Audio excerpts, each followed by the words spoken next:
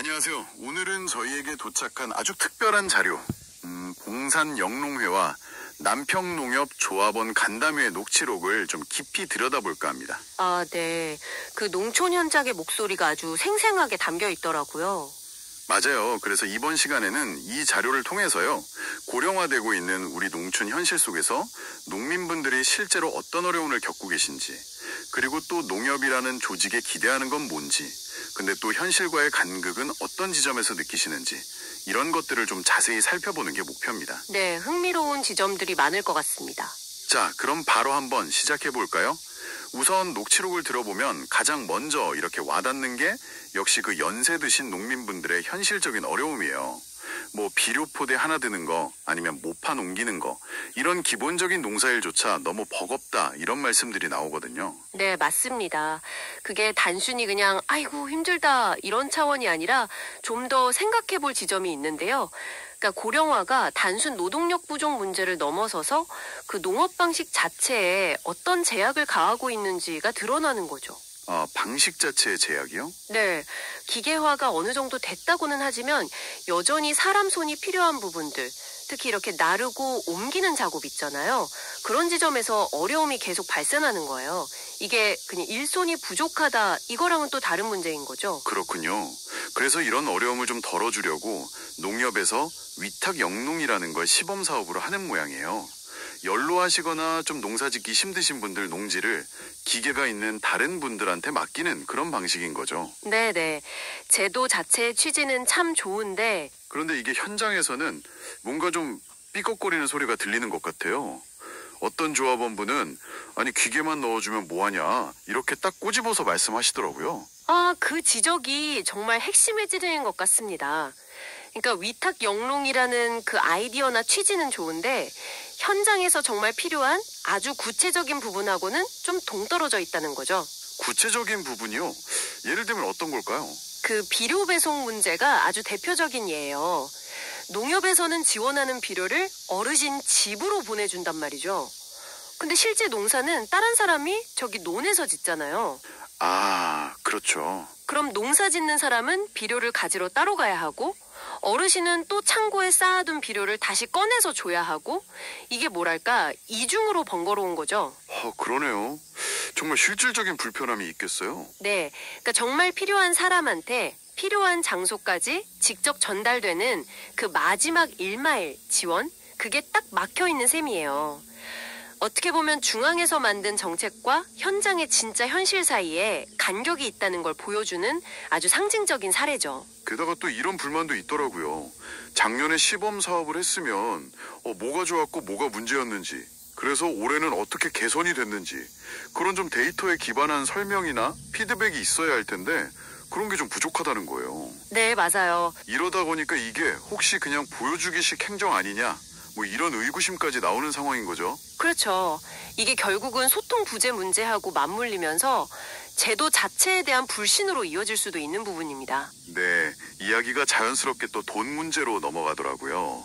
농협 운영 그리고 재정 분배 문제인데요. 추석 때 조합원들한테 얼마를 지급할 거냐, 이걸로 이야기가 오가는데 농협 쪽 계획은 1인당 한 10만 원 정도인가 봐요. 네, 10만 원. 그런데 한 조합원분은 직원들 특별 성과급 나간 거 있잖아요. 총 5억 1천만 원, 200% 지급된 거, 그리고 취소되긴 했지만 원래 잡혀있던 해외 연수 예산 한 1억 5천만 원 정도, 이런 항목들을 구체적으로 딱딱 언급하시면서 아니 조합원들한테는 최소 20만 원에서 30만 원, 가능하면 50만 원까지는 줘야 하는 거 아니냐, 이렇게 강하게 주장하시더라고요. 네, 이 대목을 보면 농협 재정 운영의 투명성 문제, 그리고 그 분배의 공정성 문제에 대해서 조합원들이 얼마나 날카롭게 보고 있는지 알 수 있죠.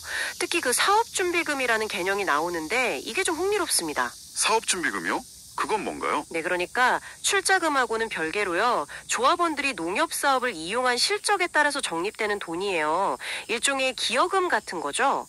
그런데 문제는 평생 농협을 이용하고 농협에 기여해온 고령 조합원들이 막상 이제 농사를 그만두고 조합을 떠나게 될 때 이 사업준비금이나 출자금이 생각보다 너무 적어서 실질적인 보상이 거의 안 된다는 지적이 나오는 겁니다. 아, 평생 기여했는데 막상 떠날 때는 별로 받는 게 없다. 이런 허탈감이 있으시겠네요. 그렇죠. 그래서 심지어는 조합원 퇴직금 제도 같은 걸 좀 만들어달라 이런 요구까지 나오는 거예요. 조합원 퇴직금이요? 네, 직원들 퇴직금처럼 수십 년 동안 농협과 함께 해온 조합원들의 그 기여를 좀 인정하고 보상하는 시스템을 만들자는 거죠. 다른 농협에서 공판장 수수료를 적립해주는 사례 같은 것도 언급하면서 제안을 하시더라고요. 이게 단순히 돈 더 달라 이런 요구를 넘어서 조합원으로서 오랫동안 기여한 것에 대한 어떤 존중 그리고 인정에 대한 요구로 봐야 할 것 같아요. 상당히 의미 있는 제안인데요. 기여에 대한 인정. 마지막으로 또 빠지지 않는 게 이 소통 문제입니다. 그리고 투명성 문제도 같이 지적이 되는데요. 네, 늘 나오는 이야기죠. 이전 간담회에서 논의했던 내용에 대해서 뭐 후속 조치나 설명이 없었다 이런 지적도 있었고요. 그리고 매번 나오는 그 농협 소식지 있잖아요. 이게 과연 비용 대비 효과가 있는 건지, 내용이나 배부 방식에 문제는 없는지 좀 근본적인 질문도 던져줬어요. 네, 소식지 문제도 고질적인 것 같아요. 결국 조합 운영 전반에 걸쳐서 좀 더 열린 소통 그리고 투명한 정보 공개가 필요하다 이런 목소리로 모아지는 것 같습니다.